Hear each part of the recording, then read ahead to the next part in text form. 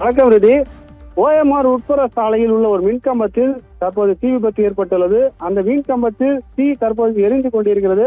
அதாவது ஓஎம்ஆர் உட்புற சாலையான தூக்கபாளையம் சாலையில் குமரநகர் சந்திப்பில் இருந்து சம்பஞ்சேரி சுனாமி குடியிருப்பை நோக்கி செல்லும் சாலையில் ஒரு மின்கம்பத்தில் மின்கசிவு ஏற்பட்டு அந்த மின்கம்பத்தில் திடீரென தீ விபத்து ஏற்பட்டுள்ளது. தற்போது அந்த மின்கம்பத்தில் தீ மலமல என எரிந்து கொண்டிருக்கிறது. இதனால் அச்சாலையில் வழியாக செல்லும் வாகன ஓட்டிகள் பெரும் சிரமத்துடன் அச்சத்துடன் செல்கின்றன.